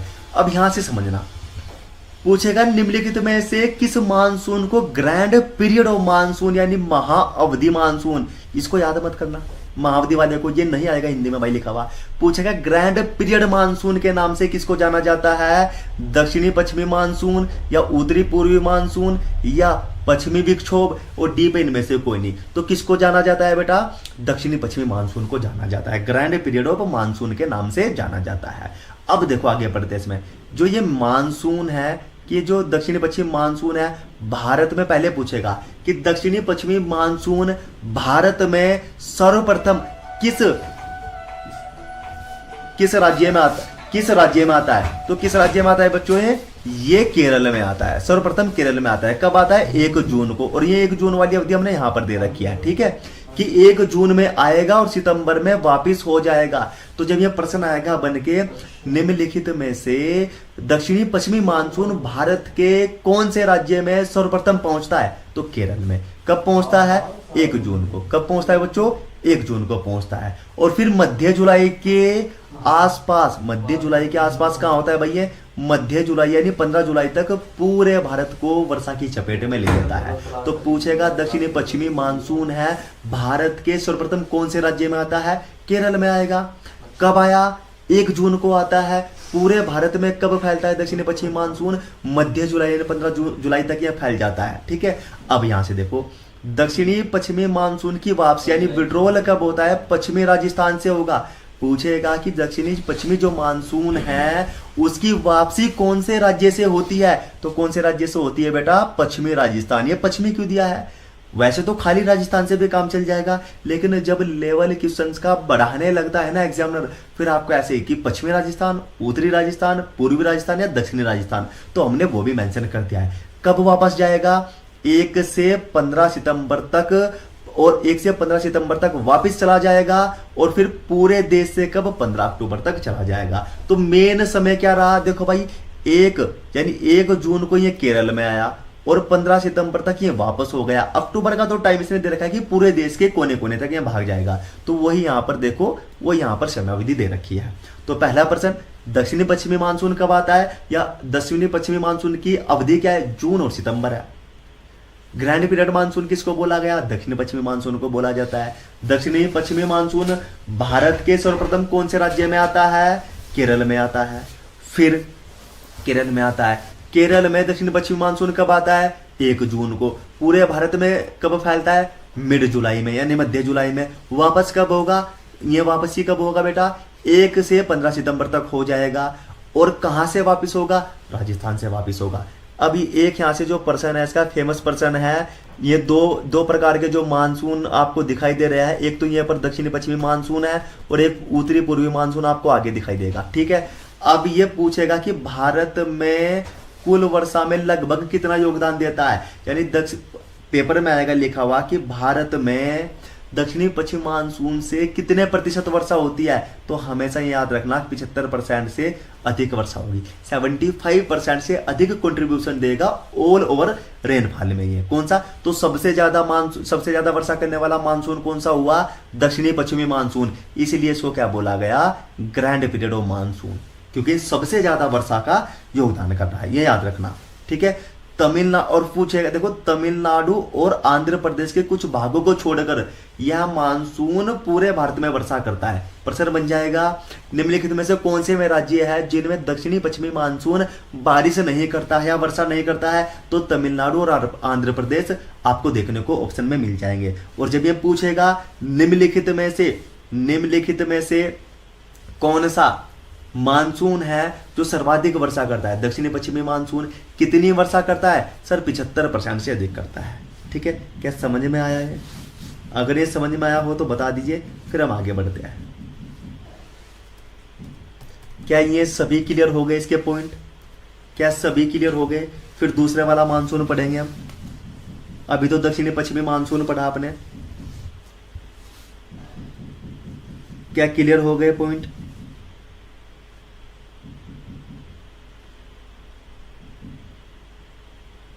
ओके, बाकी और ओके,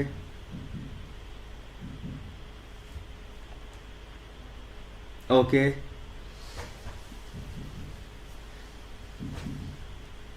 सभी बोला करो बेटा। इसमें क्या है कि अगर सभी क्लास ले रहे हैं ना, तो पता चलना चाहिए ना कि अगर एक बच्चा भी छूट गया ना तो मैं उसको भी समझाऊंगा। ऐसा नहीं है कि मैं इसमें ये 20 की समझ में आएगा और 1 की समझ में नहीं आया तो मैं आगे बढ़ जाऊंगा, ऐसा नहीं है। ठीक है, ओके, मुकुल, अश्वनी, बाकी और आ गया समझ में? ओके, और पता है क्या होता है, एक बात हमेशा याद रखना कि जितना हम एफर्ट क्लास में लगा रहे हैं ना, उसका 70 से 80% आपको रिवीजन में लगाना है। क्योंकि एग्रीकल्चर कुछ ऐसा पहाड़ नहीं है कि इसके बाद भी आपको कुछ मिलेगा, कुछ नहीं मिलेगा। यही है, आप जितनी बार क्लास में आओगे यही पढ़ाया जाएगा। 2-4 पॉइंट एक्स्ट्रा हो सकते हैं और पेपर में यही आएंगे। तो सबसे इंपॉर्टेंट बात है कि एक बार पढ़िए, एक बार कंसेप्ट मजबूत कीजिए और फिर दोबारा उसको रिविजन दीजिए। सबसे ज्यादा रिविजन आपको बेनिफिट देगा। ओके, अब बढ़ते आगे। उत्तरी पश्चिमी मानसून क्या बोलता है? देखो, दूसरा मानसून कौन सा हो गया? उत्तर पूर्वी monsoon, the north east monsoon. इसकी मानसून अवधि कैसी है? सेम वैसे पर्सन मिलेंगे भी जो पीछे समझा गया हूं। अक्टूबर और दिसंबर तक होती है। अक्टूबर में आता है, दिसंबर में वापस लौटता है। यह मानसून देखो क्या है, यह 15 दिसंबर तक वापस लौट जाता है, आएगा अक्टूबर में। अब यहां से याद करना, इसको यहां से याद करके चलना है ना। कहां से याद करके चलना है कि इस मानसून को विंटर मानसून या साउथर्न मानसून भी याद करना है आपको।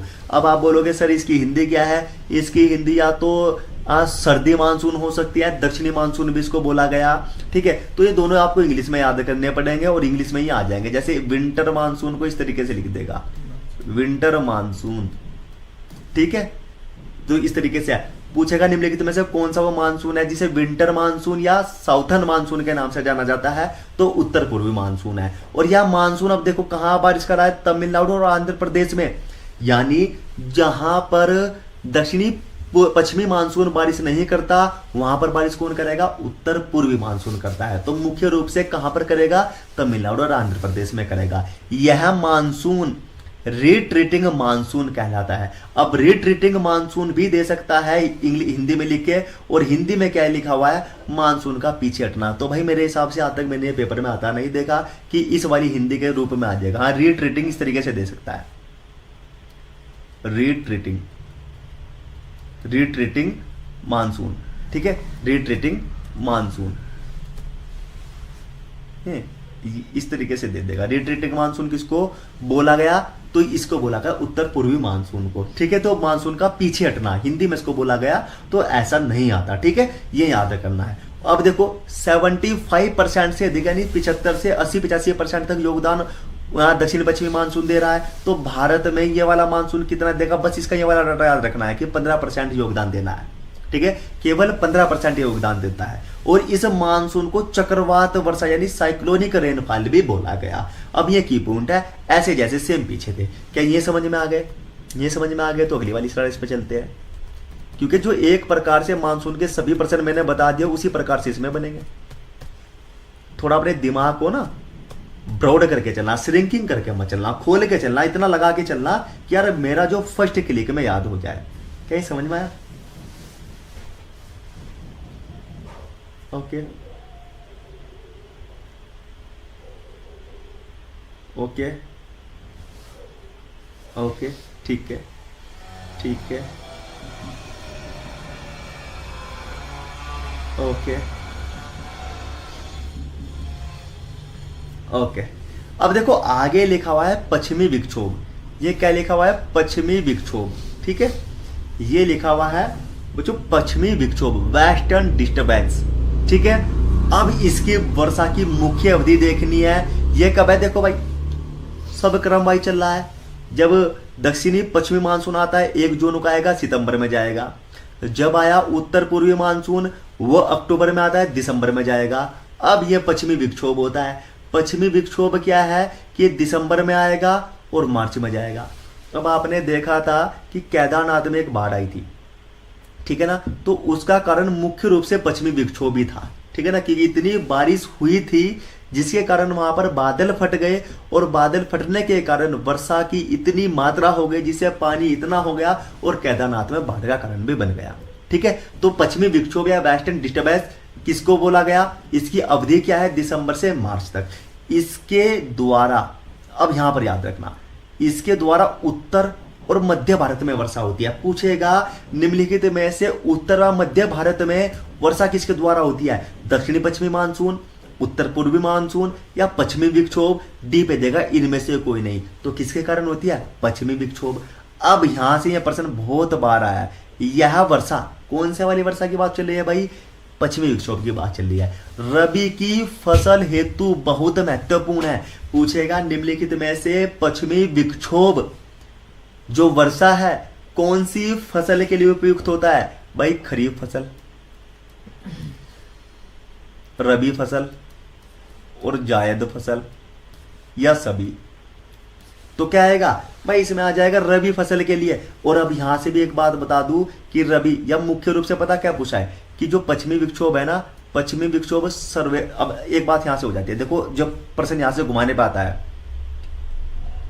गेहूं, चना, सरसों और मूली। मूली तो आखिरकार रहने दो आप, इसमें जौ ले लीजिए आप। ये ए है, ये बी, और ये सी और ये डी। देखो जो नए बच्चे आए हैं अभी नहीं इस पर्सन को पकड़ेंगे, लेकिन इस पर्सन को पकड़ने के लिए पहले तो याद होना चाहिए कि रबी की फसल कौन सी है, खरीफ की फसल कौन सी है, वो आगे आने वाली है। तो इसमें एक चीज है, ये पूछेगा, देखो हमने ये तो पढ़ लिया कि जो पश्चिमी विक्षोभ है रबी की फसल हेतु महत्वपूर्ण है, लेकिन जब ये पूछे निम्नलिखित में से पश्चिमी विक्षोभ मुख्यतः कौन सी फसल के लिए होती है, तो फिर क्या जाएगा, चना। देखो ये भी रबी है, ये भी रबी, ये भी रबी और ये भी रबी। तो अगर ये चारों ही फसल रबी की है, और डी पर जहां पर जो लिखा हुआ है अगर यहां पर कहीं हमें सभी दे देता तो हमारा काम बन जाता, हम सभी को टिक कर देते। लेकिन इसने चारों फसल रबी की दे दी और सभी वाला ऑप्शन नहीं दिया। फिर यह पूछ रहा है कि पश्चिमी विक्षोभ कौन सी फसल के लिए, मुख्यतः कौन सी फसल के लिए वर्षा करता है, तो फिर चने की फसल के लिए। ये याद करना और ये आपको पर्सन नोट करना है, ठीक है। ये इस पर लिखा हुआ नहीं है, या तो रबी फसल, और रबी फसल में भी मुख्यतः कौन सी फसल के लिए बच्चों, वो भी चने के लिए। Okay okay. अब देखो पूछा गया निम्नलिखित में से कौन सी वर्षा को मावट के नाम से जाना जाता है, उत्तर पूर्वी मानसून, दक्षिणी पश्चिमी मानसून, या पश्चिमी विक्षोभ, या इनमें से कोई नहीं। तो मावट के नाम से किसको जाना जाता है, पश्चिमी विक्षोभ को जाना जाता है।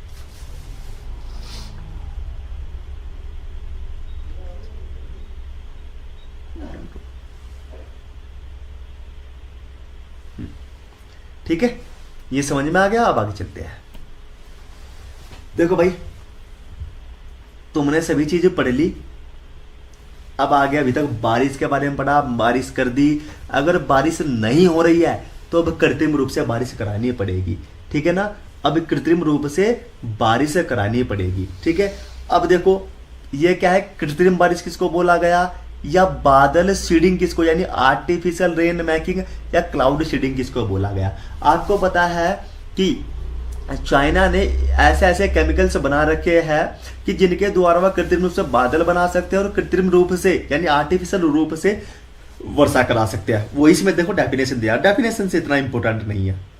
देखो वर्षा को प्रेरित, प्रेरित का मतलब है, देखो जो हिंदी लिखी हुई है ना किताबों में, मैंने उसको भी बिल्कुल क्लासिफाई करने के लिए ना, क्लैरिटी आपके माइंड में लाने के लिए बहुत ही ऑथेंटिक रूप से शब्दों का प्रयोग किया है। देखो प्रेरित किसको बोलते हैं, उत्पन्न, यानी वर्षा प्रेरित यानी करने या उत्पन्न करने के लिए बादलों में विदेशी सामग्री, विदेशी सामग्री का मतलब क्या है, फॉरेन मैटेरियल का प्रयोग करना, यानी हमें वर्षा को कृत्रिम रूप से बनाना है और विदेशी सामग्री का प्रयोग हमने कर लिया, तो उसको क्या बोला जाता है, बादल सीडिंग या क्लाउड सीडिंग। देखो ये जो हिंदी इंग्लिश में लिखा हुआ है ना, इसको ऐसे लिख देगा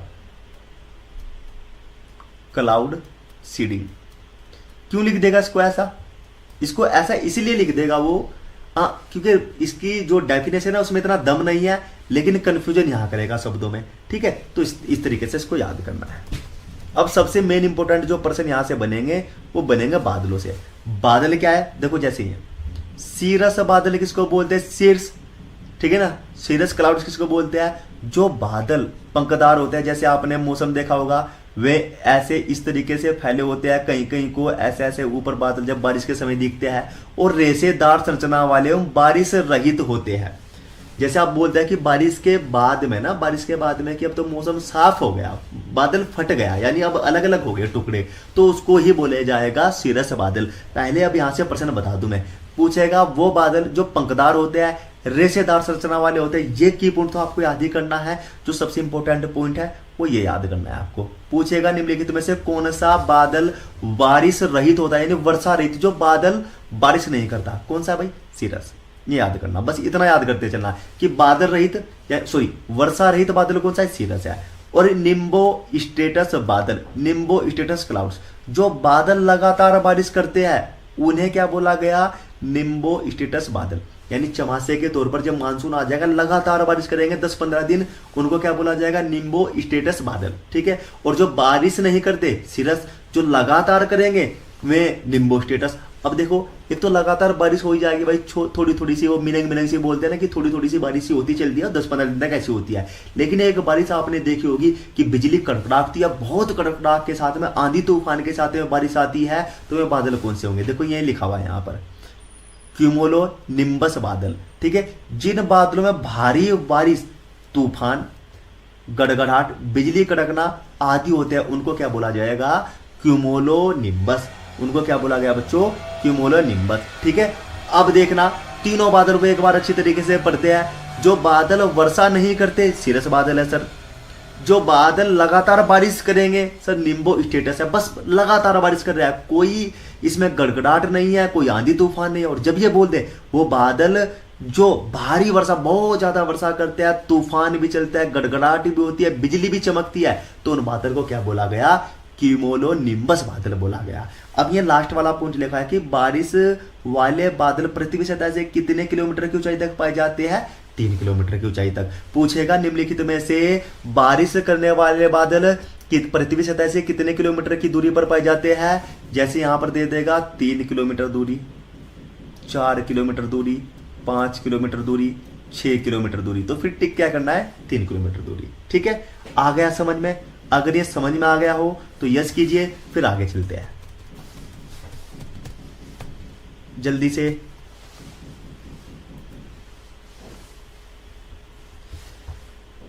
अगर ये समझ में आया हो तो यस कीजिए, फिर आगे चलते हैं।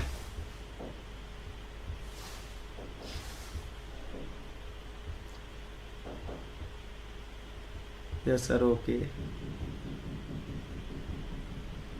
ओके, ठीक है ठीक है,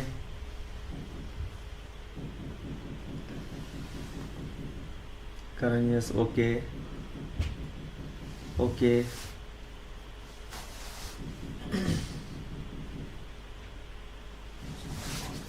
ठीक है,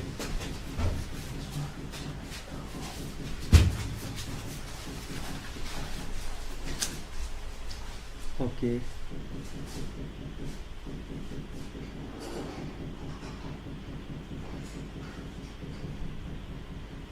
ओके ओके, आगे चलते हैं। अब देखो यहां से कुछ बादल आ गई हैं, ठीक है ना। अब ये यहां से कुछ बादल आ गए, जैसे ठंडे बादल। दो प्रकार से बादल होते हैं, एक तो ठंडे बादल होते हैं और एक गर्म बादल होते हैं। अब यहां से ना ठंडे बादल को बनाने के लिए कौन से मटेरियल का प्रयोग किया जाता है और गर्म बादल को बनाने के लिए कौन से मटेरियल का प्रयोग किया जाता है, उसमें क्या है ये आगे लिखे हुए हैं। और जो ये आगे लिखे हुए हैं इनको आपको याद करना है। देखो जो ये कोल्ड सीडिंग है, पूछेगा ठंडे बादलों में किन किन पदार्थों का प्रयोग किया जाता है। देखो भाई सिल्वर आयोडाइड, ये वाला सूत्र भी याद रखना है इनका संकेतिक, ठीक है। शुष्क बर्फ जिसको CO2 बोला गया का प्रयोग किया जाता है ठंडे बादल बनाने के लिए। पूछेगा निम्नलिखित में से ठंडे बादल बनाने हेतु किसका प्रयोग किया जाता है। ऑप्शन में या तो सिल्वर आयोडाइड आएगा या शुष्क बर्फ आएगा, दोनों को याद रखना है। और गर्म बादल किसके द्वारा बनता है कि गर्म बादल बनाने के लिए सोडियम क्लोराइड, ये लिखा हुआ NaCl, क्या होता है ये नमक, ठीक है, इसका प्रयोग किया जाता है। दोनों को याद करना है आपको, ठीक है।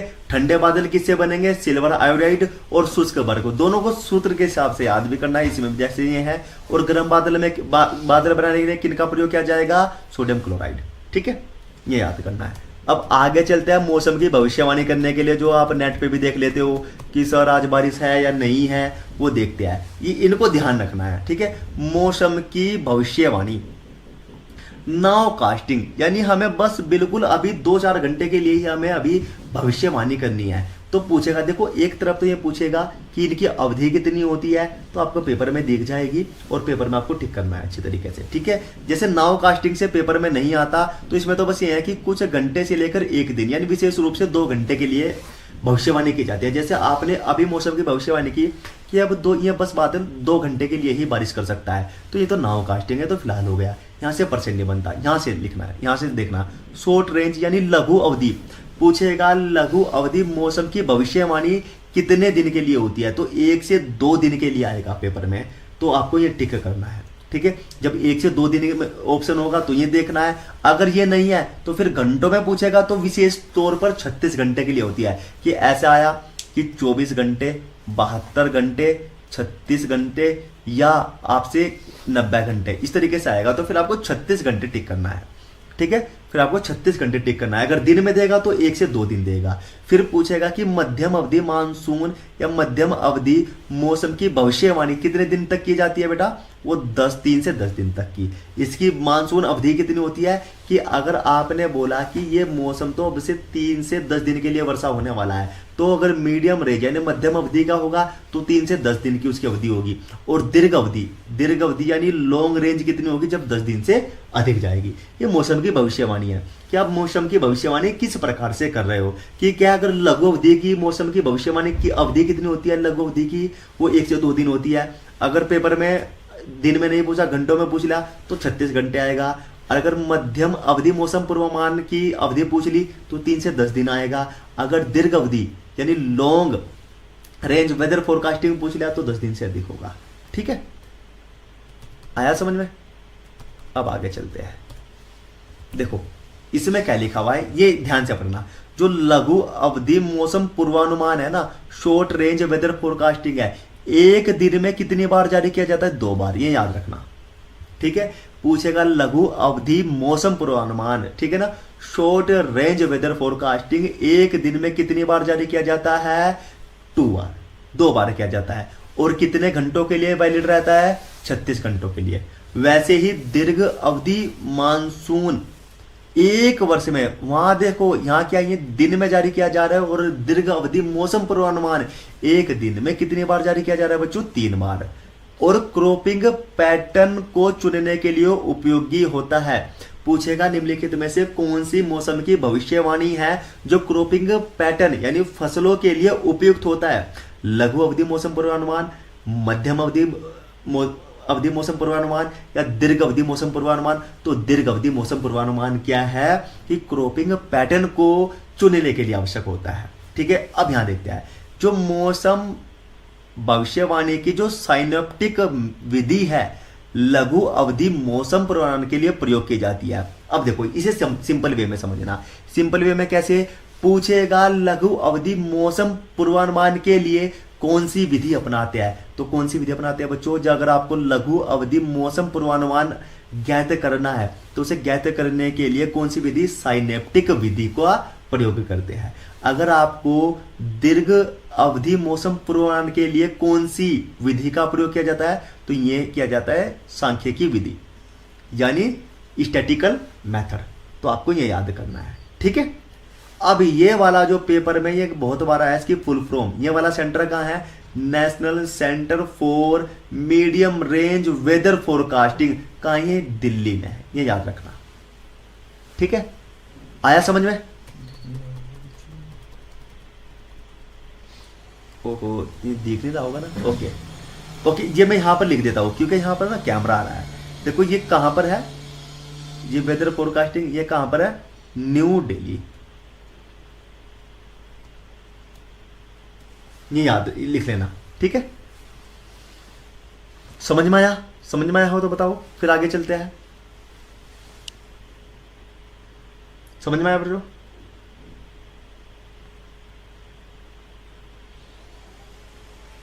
समझ में आया?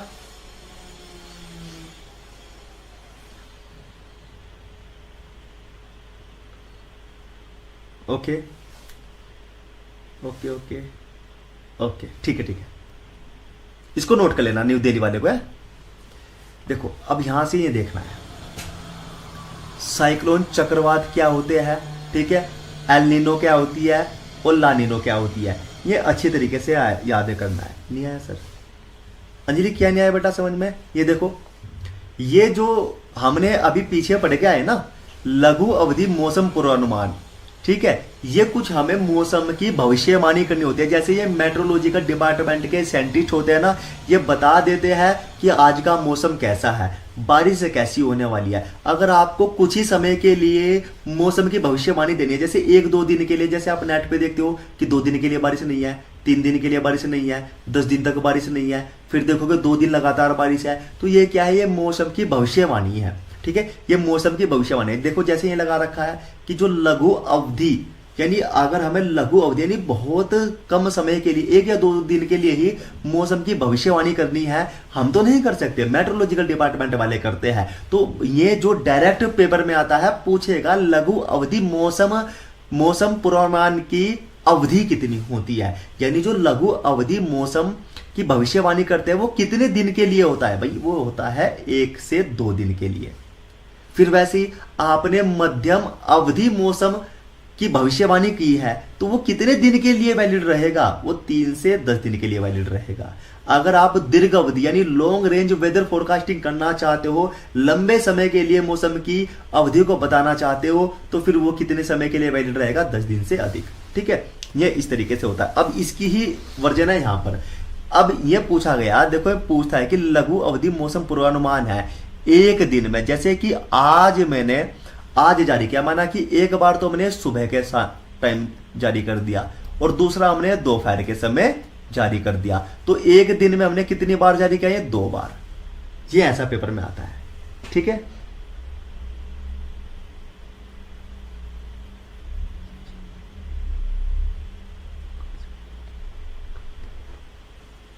ओके, इसको मैं चेक करूंगा उत्तम।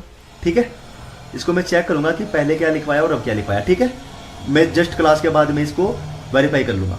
ठीक है, अब ये देखना, तो ऐसा है कि एक दिन में 2 बार जारी किया जाएगा, और जो दीर्घ अवधि मौसम पूर्वानुमान है 1 वर्ष में कितनी बार जारी किया जाएगा, 3 बार। ठीक है, 3 बार जारी किया गया, चाहे तो वो 4 महीने में 1 बार जारी कर ले या 3 बार जारी करना है पुरुष में। ठीक है, तो ऐसे इसमें से लिखा जाएगा। फिर जैसे हमें लघु अवधि मौसम पूर्वानुमान ज्ञात करना है, कि हम बता रहे हैं कि लघु अवधि यानी हमें 36 घंटे के लिए मौसम की भविष्यवाणी देनी है, तो कौन सी विधि का प्रयोग करना पड़ेगा हमें लघु अवधि मौसम पूर्वानुमान को ज्ञात करने के लिए, तो वो कौन सी विधि है, साइनेप्टिक विधि है। फिर वैसे ही जैसे दीर्घ अवधि मौसम पूर्वानुमान हमें लगाना है तो कौन सी विधि का प्रयोग करना पड़ेगा, सांख्यिकी विधि। बस ये वाला पर्सन है, में इस तरीके से पूछता वो चलता है। ठीक है, अब आगे चलते हैं। देखो ये साइक्लोन है, यहां से चक्रवात के पर्सन हमें पढ़ते हुए चलना है। जैसे चक्रवात के क्षेत्र के केंद्र में, जैसे केंद्र माना ये चक्रवात है भाई, इस तरीके से चक्रवात जैसे चलता है, इस तरीके से जैसे चला, तो ये क्या होगा, ये वाला हो गया केंद्र। ठीक है, तो केंद्र में वायुमंडलीय दबाव एटमॉस्फेरिक प्रेशर हमेशा कम होता है, तो यहां पर क्या होगा, और बाहर की ओर तेजी से बढ़ता है। ये जब प्रश्न बनेगा वो प्रश्न ऐसा बनेगा, निम्नलिखित में से चक्रवात के बारे में कौन सा कथन सत्य है, कि इसके चक्रवात के केंद्र में वायुमंडलीय दबाव अधिक होता है, ए ऑप्शन पे। बी पाएगा कि चक्रवात के क्षेत्र के केंद्र में वायुमंडलीय दबाव कम होता है। सी पर आएगा कि चक्रवात के क्षेत्र के केंद्र में वायुमंडलीय दबाव मध्यम रहता है। डी पे आएगा इनमें से कोई नहीं, तो वो कौन सा आंसर आप टिक करोगे जिसमें इसका वायुमंडलीय दबाव कम दिया होगा केंद्र की ओर। ठीक है, ऐसा आपको देखना है।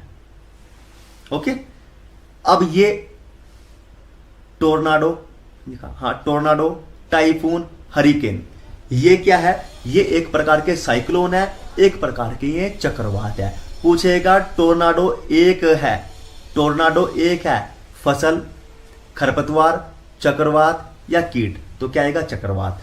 पूछेगा टाइफून एक क्या है, फसल, कीट, रोग, चक्रवात, तो चक्रवात। ऐसे ही हरिकेन पूछेगा, या ऐसा प्रश्न पूछ सकता है निम्नलिखित में से कौन सा चक्रवात के उदाहरण है, इन तीनों में से आपको पेपर में दिख जाएगा।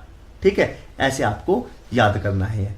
अब यहां देखिए, ये अल नीनो क्या होता है, अल नीनो क्या होता है कि ऐसी घटना है जो समुद्री तापमान में वृद्धि से शुरू होती है। जैसे अब मैं समझाता हूं कि जैसे समुद्र में पानी है और पानी के कारण वहां पर तापमान अधिक हो गया और तो भारतीय मानसून को प्रभावित करती है। देखो ये लंबी छोटी डेफिनेशन है, आपको इतनी याद भी नहीं करनी। पूछेगी निम्नलिखित में से कौन सी वो क्रिया है जो भारत के मानसून को प्रभावित करती है, तो कौन सी वो क्रिया है, अल नीनो है, यानी ई एल नीनो है। ठीक है, तो भारत के मानसून को प्रभावित करने वाली क्रिया कौन सी है, ई एल नीनो है। फिर दूसरा ही से प्रश्न बनेगा, देखो अगर इसने प्रभावित कर दिया, यानी इस बार मानसून अच्छा आना था लेकिन ई एल नीनो के कारण वो क्या हो गया, वो खराब हो गया, यानी उसने प्रभावित कर दिया, वो कम आया, तो फिर क्या होगा, भारत में सूखा तो पड़ेगा। वो आगे लिखा हुआ है कि बारिश नहीं होगी तो सूखा पड़ेगा, जिसके कारण क्या हुआ, जिसके कारण शुष्क मौसम और भारत में सूखा पड़ता है। पूछेगा निम्नलिखित में से कौन सी वो प्रक्रिया है जिसके द्वारा भारत में सूखे की स्थिति पैदा होती है, उत्पन्न हो जाती है, तो ई एल नीनो या ला नीनो या चक्रवात या इनमें से कोई नहीं है, तो क्या आएगा, ई एल नीनो है। फिर ला नीनो क्या बोलता है, ला नीनो बोला अल नीनो की विपरीत घटना है और भारत में अच्छे मानसून का संकेत देती है। तो यहां से पूछेगा निम्नलिखित में से कौन सी प्रक्रिया के द्वारा भारत में अच्छे मानसून के संकेत है, तो ला नीनो के द्वारा। और भारत के मानसून को प्रभावित कौन सी करती है, एल नीनो, जिसके कारण क्या होगा, भारत में सूखा पड़ेगा। या ऐसे पूछ सकता है कि भारत में सूखा किसके कारण पड़ता है, एल नीनो के कारण या ला नीनो के कारण या दोनों, या इनमें से कोई नहीं। तो दोनों समझ में आए या नहीं आए। हाँ, ये आर के दरबार ये है, ये आगे टाइफून है।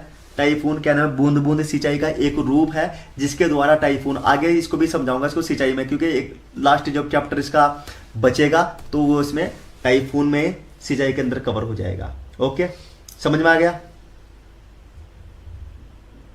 समझ में आया। फिर आगे चलते हैं, समझ में आया।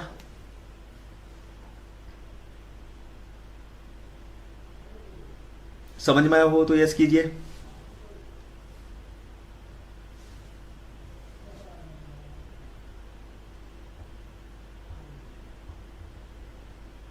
ओके, अब देखो अम्लीय वर्षा, एसिड रेन, अम्लीय वर्षा। सर एक बार एल नीनो समझा दीजिए। ओके सिमरन, एल नीनो, देखो एल नीनो है। हाँ देखो एल नीनो क्या है भाई, आप क्या है इस वाली लाइन को पूर्णतः यहां तक छोड़ दीजिए। सॉरी, ये कहां पर हो रही है लाइन, ये वाली जो लाइन है इसको पूर्णतः छोड़ दीजिए यहां पर शुरू वाली, क्योंकि ये कंफ्यूजन क्रिएट कर देगी। बस मैंने ऐसी लिख दी इसमें कि जिससे आपको ये समझ में रहे। अब देखो इसमें क्या लिखा हुआ है, एक ऐसी घटना है जो समुद्री तापमान में वृद्धि से शुरू होती है, यानी समुद्र में तापमान अगर बढ़ा तो ये घटना प्रक्रिया शुरू हो जाएगी। अब इसमें क्या बोला गया, इसमें एक चीज बोली गई, इसमें ये है, आप यहां से मत पढ़िए इसको। अब यहां से डायरेक्ट प्रश्न की ओर अग्रसर हुई है। जैसे ये दो है कि ये क्या करती है, घटना होती है और ठंडी गर्म हवाओं के रूप में बदलती है, कि ठंडी और गर्म हवाओं के रूप में बदलती है। तो वो ठंडी और गर्म हवाओं के रूप में बदलेगी तो भारत के मानसून को प्रभावित कर देगी। यानी इस बार अच्छे मानसून आने थे, वो मानसून को रोक देगी। गर्म हवा होने के कारण वो मानसून को रोक देगी, जिससे हमारे भारत में मानसून नहीं आएंगे, और मानसून नहीं आएंगे तो भारत में वर्षा नहीं होगी, और बारिश नहीं होगी तो भारत में सूखा पड़ेगा। ठीक है, ये बस बात इसमें बोलना चाह रहा है। ओके, अम्लीय वर्षा, देखो यहां से जितने प्रश्न बनते हैं मैं भी बता देता हूं, आपको यहां से याद करते हुए चलने हैं।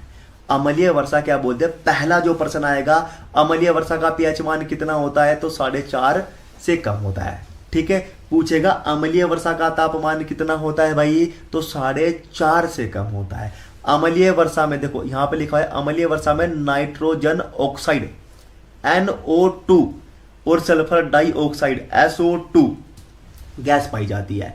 पूछेगा निम्नलिखित में से, देखो एलियो के पेपर 2019 में ये प्रश्न आया था और हम गलत करके आ गए थे। किस कारण से, हमें यह पता था कि अम्लीय वर्षा में नाइट्रोजन ऑक्साइड गैस तो पाई जाती है और सल्फर डाइऑक्साइड गैस भी पाई जाती है, लेकिन उसने हमें कैसे कंफ्यूजन किया, ऐसे N2O और S2O, NO2 और SO2, इस तरीके से पूछा बस, और CO2 और CO, और ये इस तरीके से आया। ठीक है, या NH4 और NH3। तो हमने पता क्या किया, हमारे दिमाग में ये नहीं बैठा कि ये जो नाइट्रोजन ऑक्साइड है ना, ये इसको बोलते हैं, इसलिए मैंने आपको कंफ्यूजन आया ना, इनके आगे सूत्र भी लिख रखे हैं। देखो दोनों के सूत्र लिख रखे हैं, प्रश्न तमाम प्रकार से इसमें बन सकते हैं, तो दोनों के सूत्र लिखे हुए हैं मैंने, तो हमने ये वाला टिक कर दिया। जबकि नाइट्रक्स ऑक्साइड हो जाएगा, नाइट्रोजन ऑक्साइड नहीं होगा, ये नाइट्रक्स ऑक्साइड हो जाएगा, और जो इसका राइट आंसर जाएगा ये वाला जाएगा। तो पूछेगा निम्नलिखित में से अम्लीय वर्षा में कौन कौन सी गैसें पाई जाती है, तो कौन सी है, नाइट्रोजन ऑक्साइड और सल्फर डाइऑक्साइड, ये याद करोगे। अम्लीय वर्षा का पीएच मान सर 4.5 से कम होता है। फिर अभी आपने गैस याद की है, वैसे ही आप अम्लीय वर्षा में वे अम्ल भी तो याद करने हैं ना, जिनके कारण अम्लीय वर्षा हो रही है, तो सल्फ्यूरिक अम्ल, साथ में इसका सूत्र याद करना है, और नाइट्रिक अम्ल, साथ में इसका सूत्र याद करना है, ये वाले इसमें पाए जाते हैं। ठीक है,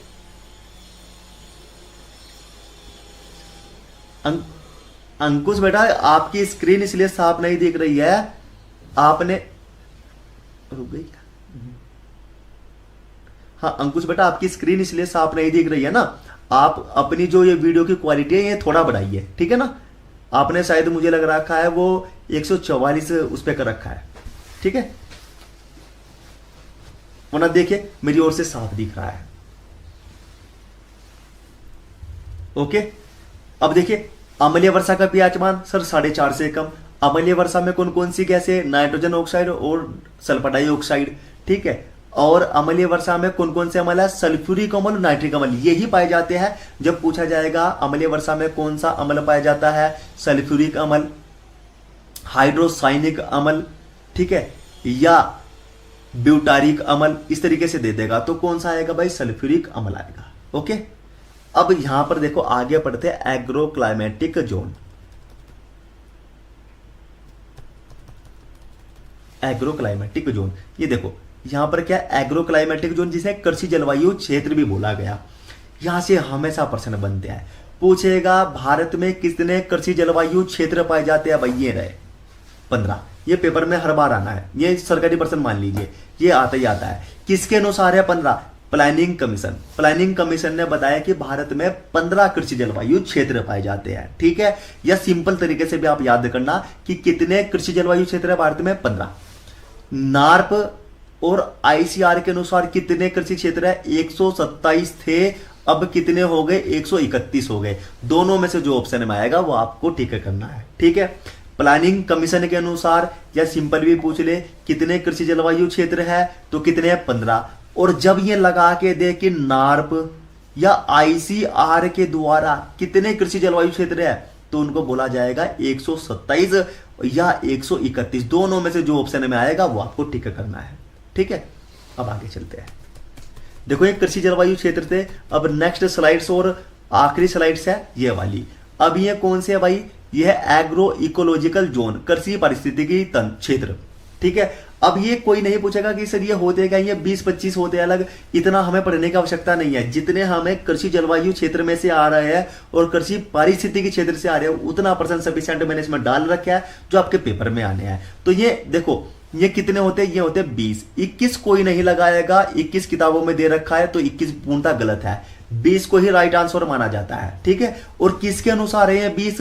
NBSS and LUP, national bureau of soil science and land use planning, ठीक है। कहां पर है? नागपुर महाराष्ट्र। नागपुर महाराष्ट्र में है। और आईसीआर ने कितने कृषि पारिस्थितिकी क्षेत्र बताए? 8। यह याद करना है। देखो अगर कृषि जलवायु क्षेत्र ये लिखे हुए, देखो अगर कृषि जलवायु क्षेत्र पूछेगा तो 15 है। आईसीआर ने कितने बताए? 127 बता दिए। और अगर वहीं पर यह पूछेगा, कृषि जलवायु कृषि पारिस्थितिकी क्षेत्र, ये दोनों याद रखना, वो जलवायु क्षेत्र है, ये कृषि पारिस्थितिकी। इससे अच्छा तो आप एग्रो इकोलॉजिकल जोन और एग्रो क्लाइमेटिकल जोन आप याद रखना। तो कृषि पारिस्थितिकी क्षेत्र कितने हैं? 20 है। आईसीआर ने कितने बताए? 8 बता दिए, ठीक है। अब ये वाले है इसमें, बाकी आज ये यहीं पर खत्म हुआ। अब बताइए समझ में आया?